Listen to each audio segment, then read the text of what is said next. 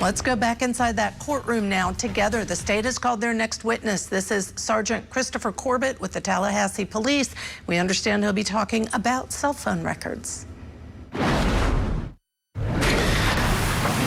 Will you introduce yourself to the jury and spell your name for the court reporter, please? Certainly. Good afternoon. My name is Christopher Corbitt, and that's C-O-R-B-I-T-T, and I'm a sergeant with the City of Tallahassee Police Department. And how long have you worked with TPD? 29 years and 11 months. And what unit are you in at TPD? I currently supervise the Technical Operations Unit. Can you tell me a little bit about your training and experience in order to supervise the Technical Operations Unit? Certainly. I have just under 2,000 hours of general technical training, which would cover sort of all realms of law enforcement technology, camera installations, audio, video monitoring, forensics, all kinds of, again, all the ways that we use technology to assist in criminal investigations. I have just over 1,000 hours of that is dedicated to communication record analysis or cell phone analysis. And that includes the obtaining, analysis, mapping, all the things that we do with communication records specifically to assist in criminal investigations. Okay, and have you also taught in the field of digital forensics? I do. I teach communication record analysis to law enforcement officers, other law enforcement agencies, prosecutors associations, other groups. Yes. And how long have you been supervisor of that unit? Since 2012. How many hours of specialized training in historical communication records analysis do you have? Just over 1,000. And what is historical communication record analysis? Communication or historical communication record analysis would be kind of a general term for the use of communication records. And when I talk about communication records, I mean primarily cell phone records, records that we get from the carriers. They may be forensic records or reports that we get when we're able to do a forensic analysis of a phone, when we have the actual device and can download data. But we take all that information and we analyze it really in whatever way the investigator or the investigation needs. Oftentimes that's location analysis. We're trying to put handsets, are they consistent or could they have been at the scene of a crime? Could they have been somewhere else? Where might other evidence be? So a lot of that work has to do with the locations of the handsets. Sometimes it's communications, who communicated with who, when, how often, those kind of things to help establish relationships. There's really a number of ways that we can use those records and the analysis of those records, again, to assist in the criminal investigations. And have you ever testified in court in the field of historical communication records analysis where you've given an expert opinion? I have, yes. About how many times? 123. And those are all my questions as to his qualifications, Judge. Defense wishes to voir dire the witness. There you are. Is there any challenge to his ability to provide an opinion in the field of historical communication record analysis? There you are. Members of the jury, while this witness testifies today, he will be permitted to provide you with an opinion in the area of historical communication record analysis. You may continue. So in your position at TPD, you mentioned that part of your everyday duties is going to be pulling cell phone records from cell phone companies. Is that right? That's correct. And are those records called call detail records? That's sort of a general term that we give to a broad range of records. Call detail records, we generally talk about specific call logs, and maybe voice or text. We have other types of reports, subscriber information, other types of location reports that are more specific. But generally, yes, we call that whole group of records call detail records. Are those types of records ones that are kept in the normal course of business of phone companies? They are, yes. And are they kept by an automated system that would have knowledge of those or of those calls and text communications? Yes. Are you familiar with how to read and interpret the records? I am, yes. And in this case, did you review phone records for State's Exhibit 91, call detail records of Luis Rivera, 92, call detail records of Sigfredo Garcia. 93, call detail records of Wendy Adelson. 94, call detail records of Donna Adelson. 95, Charlie Adelson's call detail records. 96, Harvey Adelson's call detail records. And 97, Catherine Magbanaway's call detail records. And finally, 98, Dan Markel's call detail records. Yes. Okay. And did all those call detail records come with a certification from each phone carrier certifying that those are authentic records of that carrier? They did, yes. Just 1 second.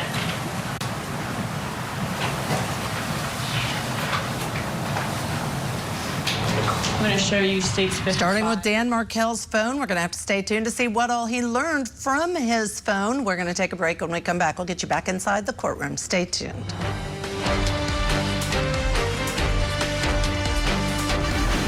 Donna Adelson is facing charges of murder, the death of her former son-in-law. This is terrible. Now that Donna has turned into a defendant, what's next for the Adelson clan? The Matriarch Mastermind murder trial. Live coverage today, only on Court TV. Tonight on Closing Arguments, prosecutors continue building their case against Donna Adelson. We're unpacking today's key testimony as our experts weigh in. Closing Arguments with Vinnie Politan. Tonight at 8/7 Central, only on Court TV.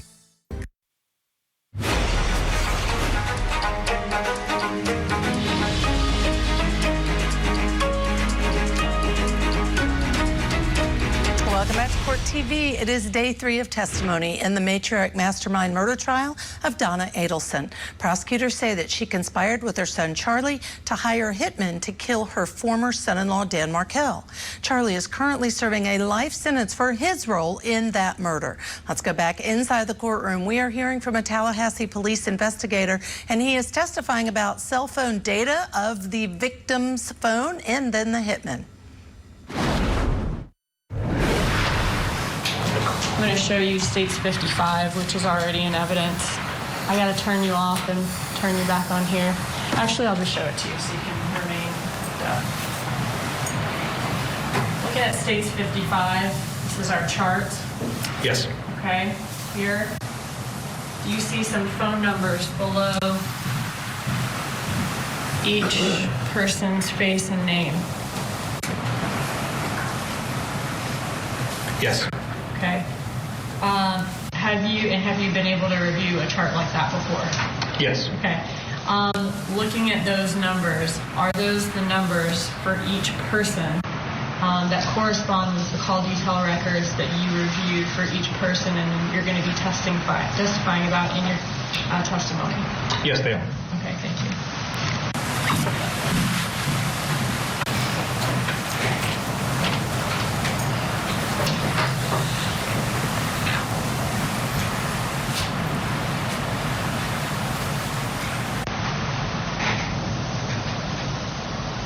At this time, Your Honor, I would move into evidence States Exhibit 91 through 98, the certified business records. Any objection? No, Your Honor. States 91 through 98 are admitted. Thank you. In addition to all of those call detail records we just went through, did you also review traffic tickets that were received in the summer of 2014 by Sigfredo Garcia and Luis Rivera? I did, yes. Did you also review car rental agreements, 2 from Comfort Rental in Miami and 1 from Save Gas Rental in Miami? I did, yes. Did you also review surveillance video from Premier Gym, as well as from Spirion, which is a GPS company that is the company that has the GPSs on the rental cars? Yes, to be clear, the Premier was video, the GPS was latitude, longitude coordinates. Thank you. Sorry about that. And did you base your opinions in this case? Oh, and did you also receive, in addition to all those things, Cellbrites and returns from subpoenas from email addresses as well? Yes, so there were forensic analysis conducted of several handsets and, yes, an iCloud or multiple iCloud accounts. Okay, that gave you access to emails as well? And a separate actual email legal demand returns. Okay. Did you base your opinions in this case on all of those records that we just discussed? Yes. Now, are many of those records voluminous? I'm talking hundreds, even thousands of pages. Yes, they are. Did you prepare, instead of having to go through each page for the jury during this presentation, did you prepare a summary in order to show the jury what the phone company's records say in correlation with the other evidence in this case about the subjects in this case, phone activity and locations? Yes. And will you be relying on that summary for your testimony here today? I will, yes.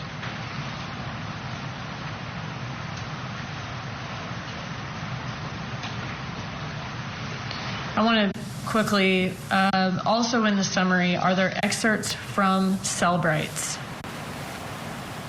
Yes. What is a Cellbright?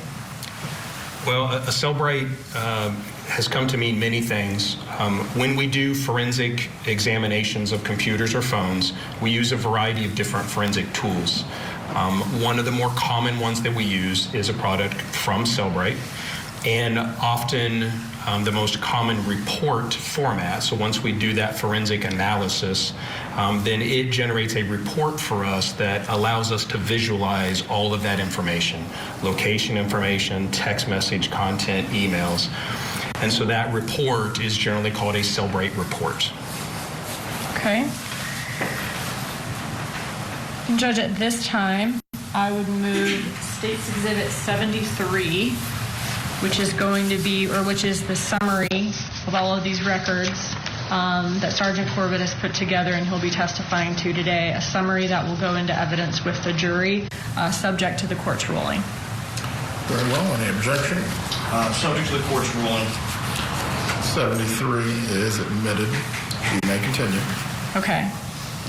Now, did you also create a PowerPoint of this summary to use on the projector here in court during your testimony? Yes, actually, that's a representation of the PowerPoint. Okay. And some of the items that are in the PowerPoint that are already in evidence, emails and that sort of thing, they won't be in the summary, but we will go over those in your PowerPoint, correct? That's my understanding, yes. Okay.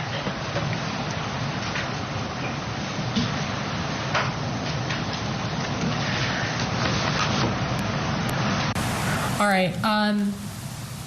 Judge, at this time, I ask for permission for Sergeant Corbitt to use his PowerPoint to show a demonstrative of the summary exhibit. You may proceed. Thank you.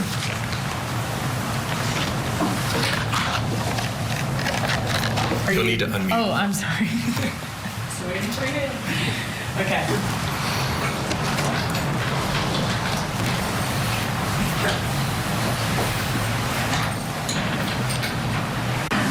All right, so you told us what call detail records from phone companies are. Can you tell us, or can you show us an example of what they look like and show us what's contained in them? I can. So this is an example of call detail records from AT&T.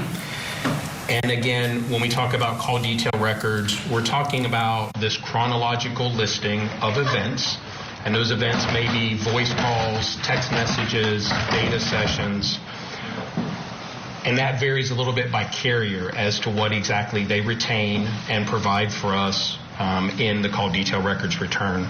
But the call detail records have a few basic sections. Obviously, there's a place that tells us the date and time of this event. And oftentimes, those may be in other time zones. So we have to do a conversion to our local time to make sure that we're talking about the accurate time for that event. But that's one basic section. The other section tells us the phone numbers. So obviously we have the target number, or the number for which the records were obtained, and then we have the other numbers that that number is communicating with. So here we see, again, the phone numbers being communicated with. If it's voice calls, we see a duration, or how long that phone call lasted. and we can tell sort of if these are incoming or outgoing calls based on which phone number is doing the originating or terminating. So from this section of the records, we look at, again, calling patterns, calling frequencies, those things. There's a few other pieces of information there, but the other one.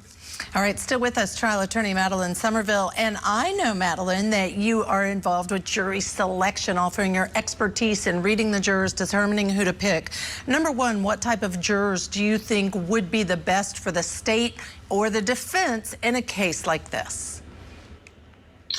Yes, ma'am. So I think that you are always trying to differentiate between people who make decisions from their gut instinct, and people who are a little bit more cut and dry, statistics, facts, things like that. So you want to know which people are going to come in and decipher through each individual point and talk it over, because those are going to be usually the louder ones back in the jury room. Sometimes in real life, folks who are a little bit more detail oriented, who might be sitting behind a desk all day, doing data entry or something like that, might be a little bit more quiet, but they tend to be a little bit more loud in the jury room. So if you are Donna Adelson's attorney, you don't want them to pay as much attention to the big picture, right? Because the big picture makes too much sense. You want them to get into the details and to say, well, maybe X couldn't have happened because Y must happen in order for X to happen, right? It tends to confuse people. I think in this kind of case, because it seems like it's so simple, the people who see the big picture are going to be leaning against her. So I would say the people who go off of instinct are actually more helpful to the prosecution in this case, and the people who go off of details will be a little bit more helpful to the defense. And it's actually usually switched in civil trials. And it's so interesting because it's such an important key part, one of the most important pieces, I would argue, to a trial. Just really quickly, do you think this witness is coming off as credible? Cell phone expert, I think he is. Your thoughts in the last 15 seconds. Oh, definitely. There were no objections on the other side. This guy, it was like a month before his 30-year celebration at his job. So I think whatever this guy says goes. Yeah, absolutely agree with you. Madeline, thank you so much. As always, love having you on. Coming up next, Michael Ayala is joining me for more testimony in the murder trial for Donna Adelson. Stay tuned. You don't want to miss a minute here on Court TV Live.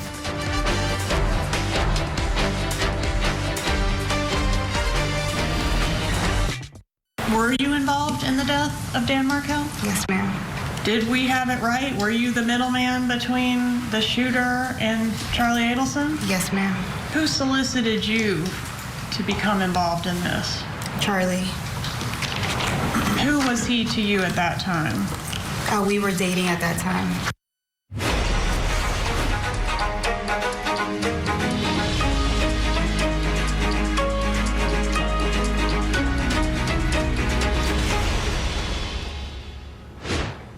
Welcome back to Court TV Live. I'm Michael Ayala. And I'm Judge Ashley Wilcott. We are in day 3 of testimony in the Matriarch Mastermind murder trial of Donna Adelson. She's accused of plotting to kill her ex-son-in-law, FSU law professor Dan Markel, back in July of 2014. Markel was divorced from Adelson's daughter, Wendy, and the two had been going through a bitter child custody battle at the time. Today, Wendy's ex-boyfriend, Jeffrey Lacoste, took the stand. He testified that Wendy told him that her brother Charlie, quote, looked into all options to take care of Daniel Markel, including looking for a hitman. Lacoste described her comment as chilling. All right, let's get you back into court now, where Sergeant Christopher Corbitt with the Tallahassee Police Department, still on direct examination, testifying about cell phone data that he analyzed. Records, States Exhibit 103, the Verizon Tower dump records, and States 104, the Sprint Tower dump records. When you received those for all 4 carriers, do they contain a certification certifying that they are authentic records from each of those companies? Yes. Okay, and did you review those records and rely on those records in your determining your results or your opinions in this case? Yes. At this time, I'd move States Exhibit 101 through 104 into evidence. States 101 through 104 is admitted. Okay, so a lot of records to go through. Is that right? That is correct, yes. Did law enforcement eventually find any one number at all of those locations where Markel was located that morning? We did not find one number common to all of those locations. Since you couldn't find a number with common events at all those locations, did you cross-reference all of the records with all of the phone records you had from the Adelson family to see if any of the numbers from the tower dump showed up in any of the Adelson family records? Yes, we did. Okay, and what did you find?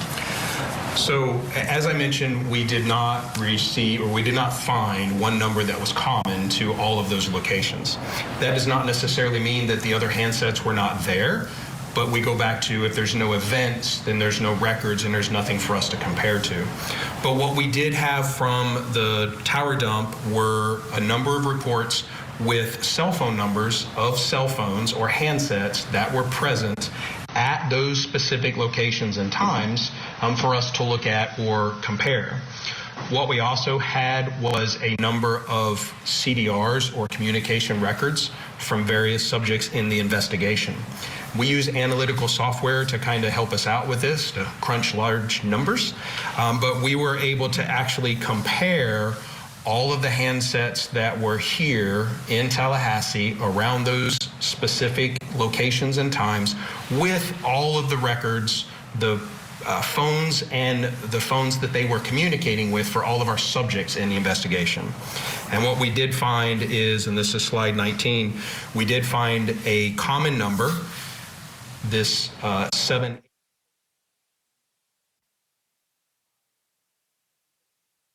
That was a phone number that was present here in Tallahassee around the Premier Health and Fitness that was also in the call detail records for one of the subjects of the investigation. And was that subject Harvey Adelson? It was, yes. And is this Harvey Adelson?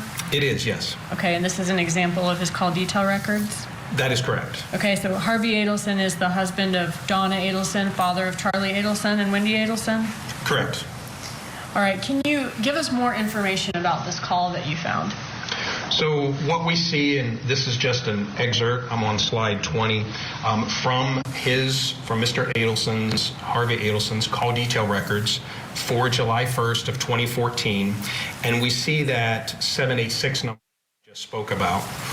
And this is a good example of some of the things we see with call detail records. It looks like 3 calls or 3 entries here, but this is actually just one event. And in the records, we also see the kind of the routing or the way they call, like this one that was routed to voicemail, how it kind of traverses through the network.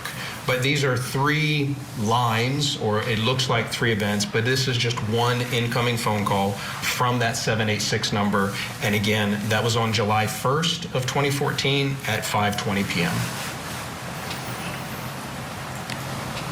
Okay, so here we have this one call on July 1st, 2014. What was the duration of this one call? The duration is listed as 37 seconds.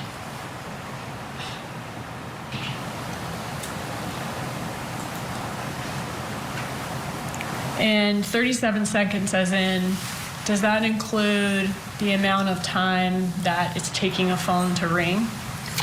In this case, it does not. They do provide us both a seizure time, which is how long the phone rings or how long it takes to connect, and then an overall duration. Okay, so a 37-second call.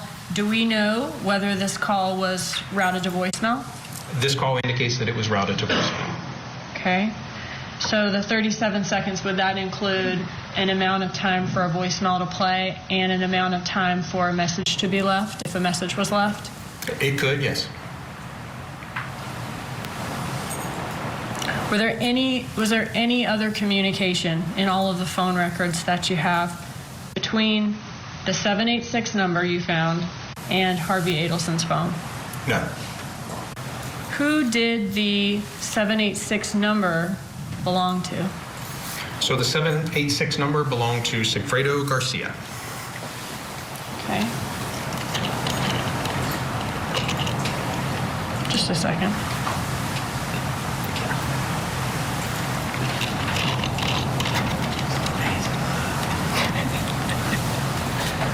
Okay. And Sigfredo Garcia were you able to do a frequency report for his phone records? Yes. What is a frequency report? So I'm here on slide 22, and this is an example of a frequency report. And a frequency report is just going back to that analytical software that we talked about. It can tell us, or it can rank the most frequently contacted numbers for any particular target number. So it is able to rank for us in kind of from most to least frequently contacted all of the unique numbers that Mr. Garcia's phone communicated with. Now, in a frequency report like this, it would include incoming calls, outgoing calls, text messages. Unless we go in and limit the things that we're asking for, it would include all sorts of events, even some of those routing events that we saw on Mr. Adelson's records. So we don't really look at this as an exact number. We don't say, and we see here that in Mr. Garcia's frequency report, his most frequently contacted number is a number that ends in 1312. We see that it assigned a frequency of over 1,600 calls. That may not mean that they actually spoke 1,600 times, but within the records, there are over 1,600 lines or events associated with that particular phone number. Okay. And looking at this date range, you said the number ending in 1312 was his most frequent contact. Who did that number belong to? That number belonged to Ms. Catherine McBanwell. Did you run a frequency report for her? Same. Again, looking at the most frequently appearing number in the records, we see that her second most frequent number, the 9223, obviously the 5986 was Mr. Garcia's number. Okay. And who did the 954254 belong to? Mr. Adelson, Charlie Adelson. So this is the son of Donna Adelson. Correct. And was Donna Adelson one of Charlie Adelson's most frequent contacts?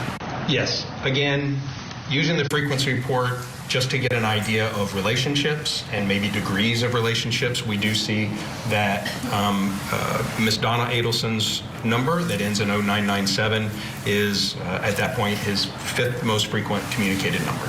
Okay. And this is for this particular date range on the frequency report? That is correct. Why do we see such small numbers there?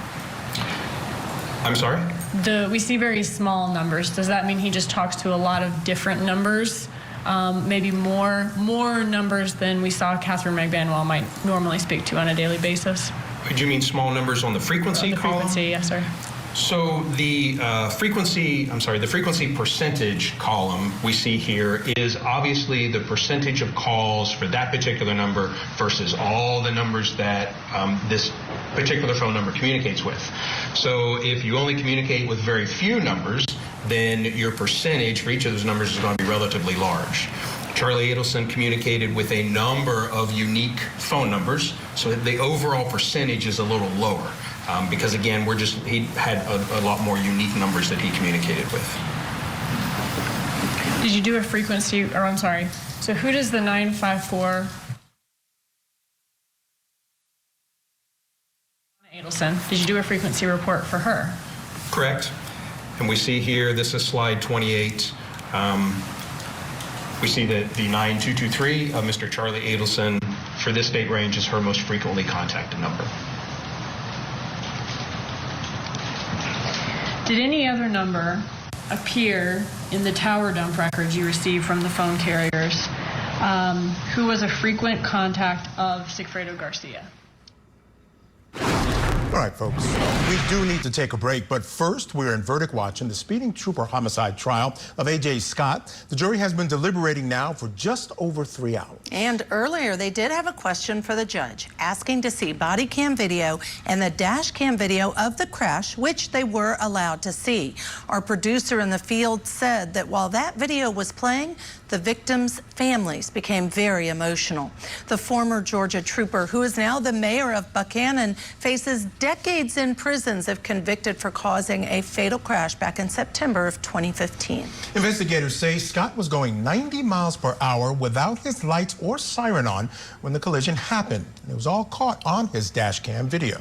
2 teenagers, Kylie Lindsay and Isabella Chinchilla, were killed, and 2 other teens were seriously injured. Now, before the jury got the case, they listened to closing arguments from both sides. When he made a left and made the decision and made the choice to make a left-hand turn, he could have stopped there. He could have yielded. He didn't.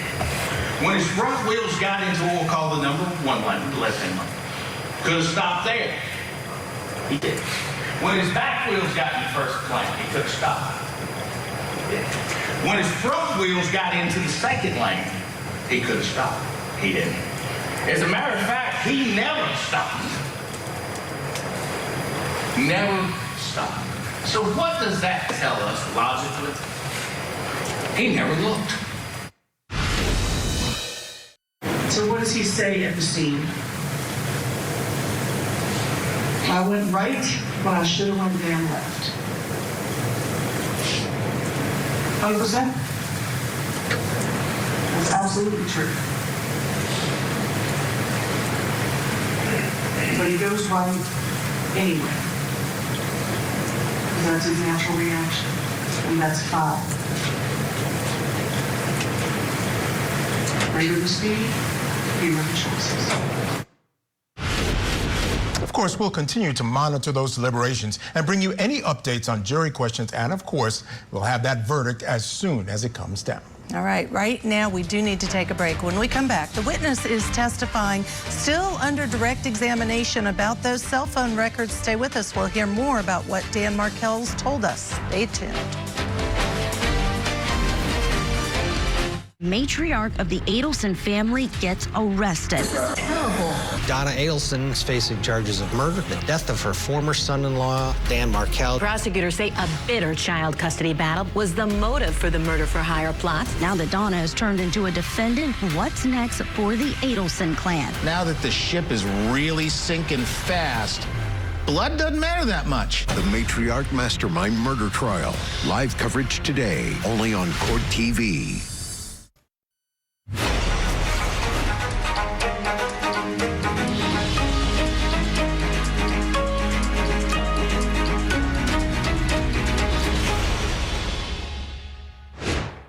Did Charlie Adelson tell you why he wanted to harm Dan Markel? At that time, no, ma'am. What did you learn about Dan Markel over the course of your relationship with Charlie Adelson? Well, through the course, he was just mentioning that his parents were going through it, that his sister was going through it, that, he basically painted a bad picture of Mr. Markel, and since he knew that I was going through stuff with Sigfredo, it was kind of, I was like sympathizing with his sister. All right, let's head back to court now, where Sergeant Corbitt with the Tallahassee Police Department still on the stand on direct. On to slide 29, going back to Mr. Garcia's frequency report, and again comparing the numbers that the subjects of the investigation communicated with versus numbers that were physically present in Tallahassee, either around Premier or around Mr. Markel's residence or Creative Preschool. What we did find was this 305 number that was, again, present in Mr. Garcia's records. One of his more frequently contacted numbers was also physically here in Tallahassee. And who did that number belong to? That number belonged to Mr. Luis Rivera.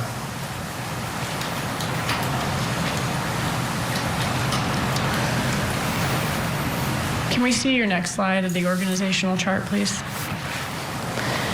Did anybody in this chart have phone contact with Garcia or Rivera down at the bottom during 2014, other than the one 37-second call between Garcia and Harvey Adelson on July 1st, and obviously Catherine McBanois? No. All right, I want to go back to that July 1st 37-second call that was routed to voicemail. Was it your understanding that that call came after an incident where Garcia angrily confronted Meg Benoit and Charlie Adelson on July 1st of 2014. Yes. Okay, and then Garcia left an angry voicemail on Harvey Adelson's phone. Correct. Were there text messages in Charlie Adelson's iCloud that referenced that event? There were. Okay, and do you have those for us here? I do. So this is slide 35 now cumulatively, and we see the communication between Mr. Charlie Adelson and Ms. Meg Benoit. Okay, so if this is July 2nd, beginning at, is that 9:12 a.m.? Yes. So this would be the morning after that voicemail is left on Harvey Adelson's phone. That's correct. By Garcia. That's correct. Can you walk us through these messages? Certainly. So Charlie Adelson states that this really sucks, and Ms. Meg Benoit responds in a couple of messages that she doesn't like the fact that someone thinks they can make decisions in her life, and then apologize, and that the leaving messages was retarded and childish. Okay. And does she say to Charlie Adelson on July 2nd, I'm sorry, is, as you said, and so childish? Yes. Okay. But whatever. But whatever. Okay.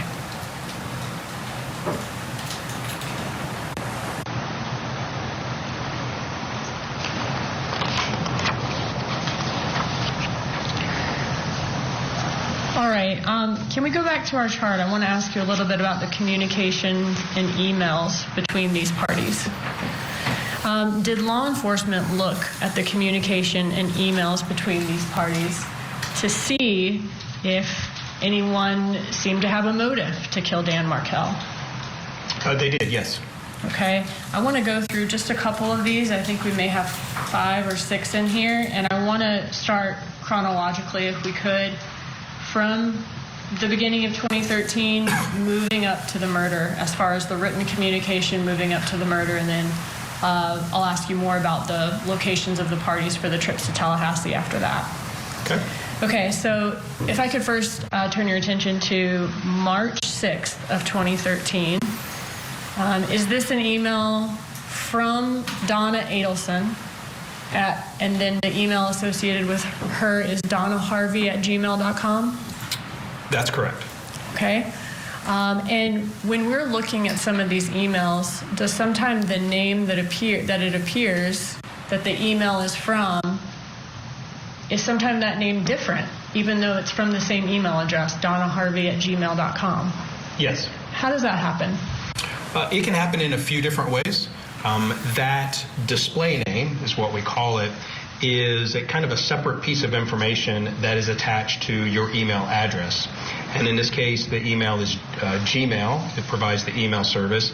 And you can go into your Gmail account and change your display name, or change the name that you want to come up when you send an email to someone else. Also, if you're using different email. And joining us to discuss, criminal defense attorney, former head prosecutor Bob Bianchi. Thank you, Bob, for joining me, and Michael. I just want to tell you, I know this is cell phone testimony. We're still getting through some of the foundational to get to the meat of it. I have to ask you about the prior witness, Catherine McBonowa, who testified. And really the only takeaway, Michael and I were talking in terms of Donna, is she says Charlie told her that Donna literally washed the money that Charlie then gave to her as the middleman to hire the shooter to kill Dan Markel. I don't think that's a lot. Well, I don't know. It's enough to say that she was involved in a conspiracy if in fact that she's using, if I'm hearing this correctly, that she's using the money that's going to help perpetrate the fraud. So that conspiracy charge, in my mind, the aiding and abetting and lots of other offenses, if it's to be believed. And I mean, again, you're dealing with a very compromised witness, and whether or not the jury wants to, we used to say as prosecutors, when you have a McBonowa on the stand, you sleep with dogs, you may catch fleas. So if that's what the government has to rely upon in order to connect Donna to this case, you're going to hear the defense come out very strong and say, don't you catch the fleas too, to the jury. Yeah, but at the end of the day, what does it really prove? It just proves that Charlie said something. It doesn't necessarily prove that she was of the same mind or that she actually did it. I don't think it really gets them anywhere. There's still a lot more for this prosecution to prove to get any of the charges, solicitation, conspiracy, and the murder charge. Yeah, guys, I mean, from even the previous trials that we've had in this case, I've always felt that this was a very difficult case for prosecutors, but they prevailed. So they've been able to prove it. But here, to your point, Michael, you've got one step further. You got one person further removed on very highly suspicious and circumstantial evidence.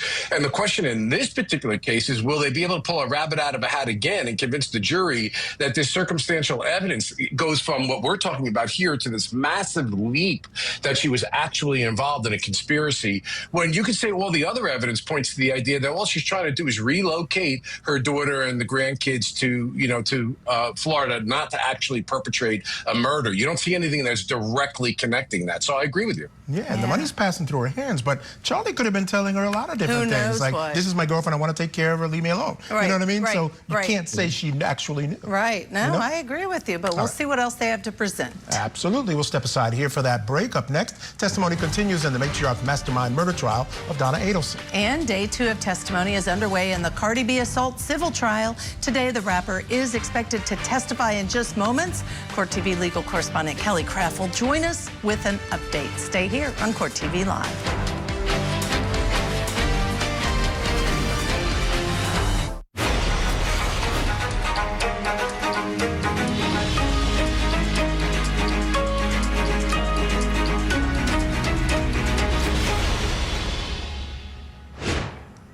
Welcome back to Court TV Live. I'm Judge Ashley Wilcott. You're Michael Ayala. You're right. I'm Michael Ayala.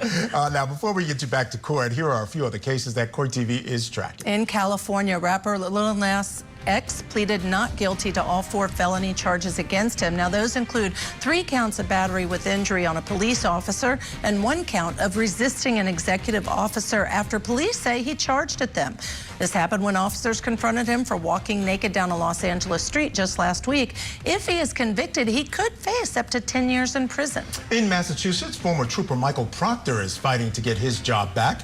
Proctor was suspended from duty with the Massachusetts State Police and then later fired because of his misbehavior while working as lead investigator on Karen Reed's case. Well, today was the first day of his 2-day hearing for his appeal on the matter. And in California, Cardi B is expected to take the stand today in her civil trial. The rapper is accused of assaulting a security guard at a medical office building while she was 4 months pregnant. Cardi claims it was merely a brief verbal argument and denies any physical contact. Our own Court TV legal correspondent Kelly Craft joins us now with more on day 2 of the trial. Kelly, tell us all the news. Well, hi there, Judge Ashley and Michael. So the afternoon session just got underway a short time ago in California. We are still expecting to hear from Cardi B later on this afternoon. But when that afternoon session got back underway, we heard from another doctor. This doctor in particular did a psychological evaluation on the alleged victim in the case, the person, Miss Ellis, who has brought this case against Cardi B. And the doctor was testifying to the several meetings that she had with Miss Ellis, describing what Miss Ellis had told her during these psychological evaluations. Some of those things included that interaction and what the alleged victim said that Cardi B said to her, which included things like, I'm rich, you're poor. That's why you work security and I don't. Earlier today, we also heard from the plastic surgeon who treated Miss Ellis, in which she described also that the alleged victim in this case came and talked about being battered and assaulted by Cardi B, and then described the injuries. Let's go ahead and play a little bit of that testimony. There's the main scar here, and this entire area here shows differences in the skin, sort of a general area that's very different from the rest of the skin. And there's a little linear mark here, and there's another one over here. So those are the 3 marks that I was talking about. This is the main scar down the center.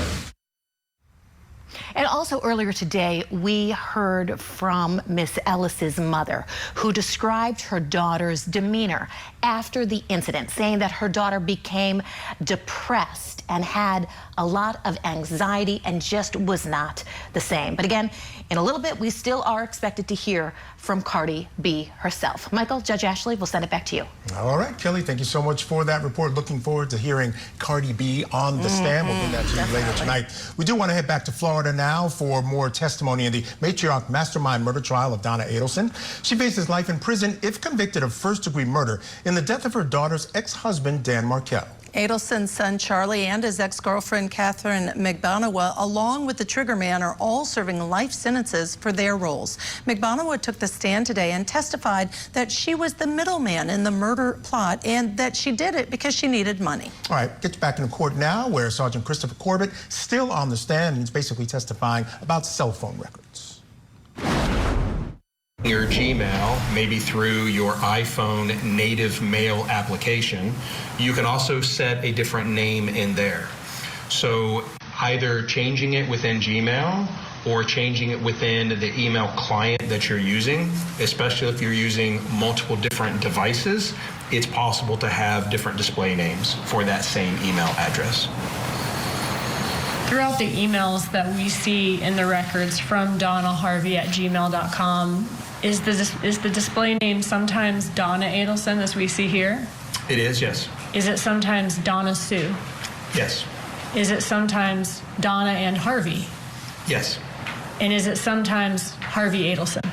Yes. Okay, so is this an email from Donna Adelson to Wendy? Yes. Okay, and is also a way of determining who sent the email, who signed off on the email at the end? Yes, certainly the signature or content of the email itself. Okay. Looking at this specific email, in this email, does Donna Adelson call Dan Markel a name? She does, yes. And what does she call him? So I'll display that. What you see here on the screen is the actual email in the form that it was out of the return. And then when we emphasize certain areas, I have enlarged those. I made the font bigger. I did not change things like boldness or italics or punctuation, just made it larger and changed the color to red to emphasize the sections that we're speaking of. So to your question, she does say she is her reputation.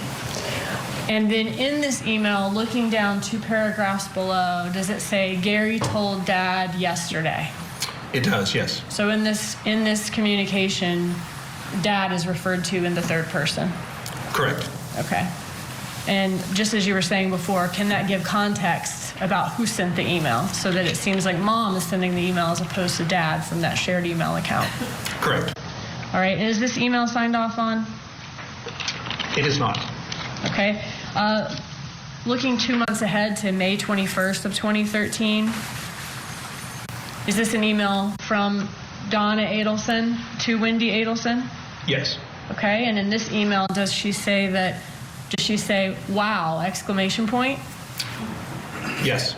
And says, he is such a royal jackass. How smart are you to get rid of this piece of S word? And then types out a scream. Yes. All right, and is this email signed off on? It is, with I love you, Mom.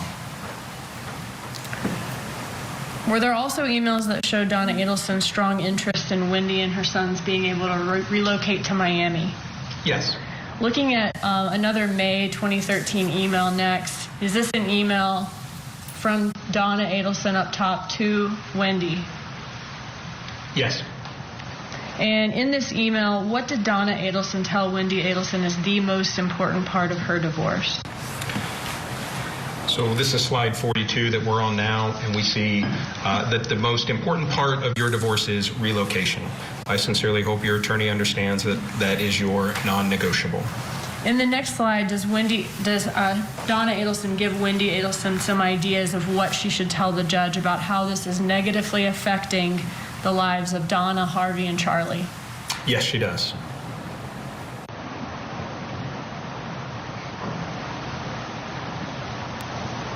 And this is the mother and father's practice she's referencing here? Yes. Okay, and what do we have next? So the next section, again, speaks... Go ahead. You go ahead. I'm sorry, speaks of the loss of income. across the entire family. Encourages her to say that because my older brother, also a dentist, purchased the practice from my father, it isn't fair to him to have decreasing monthly income statements from the practice due to my parents spending so much time here in Tallahassee. And at the email, does Donna Adelson say, why does she say she can't write anymore? Ooh. Sorry, we skipped ahead a few there. So slide 45, she indicates that she's too angry to write anymore and signs off, "Love you, Mom." Looking at the next month in June, on June 25th of 2013, I want to ask you about an email there. And was that just days after a very significant event in the divorce? Yes. Was Wendy Adelson relocation denied with prejudice just about 5 days before this email was sent? It was, yes. The request to relocate with the children to South Florida, yes, was denied. All right, and what does Donna Adelson say to Wendy Adelson in this email? And so this one's from Donna Sue up top? Correct. Okay, and what does she say about their recent loss in court? She encourages Wendy to never, never give up, and that it is time for action, time to take control of your life and not let Jibbers, which is a nickname for Mr. Markel, think that he's just won anything by having you remain in Tallahassee. And I think we've seen some of these, so let's go just quickly through the rest and go through the next one. In the next, does she appear to give Wendy Adelson a bit of a pep talk about what she should do next? Yes. Okay, does she say that the rest of their family's lives next will be determined by her performance in the next couple of weeks? Yes. And how he hasn't beaten the Adelson family yet. I'm sorry, she needs to put on the performance of her life. He hasn't beaten the Adelson family yet. That's correct. And she has a strong family behind her. Yes. Is next in this email where we see the plan of action outlined? That's correct. And if you could skip through, is this the plan of action about posing the kids in front of the Catholic Church and getting them baptized? That's correct. And assuring her that this is just an act, but don't tell anybody. Yes.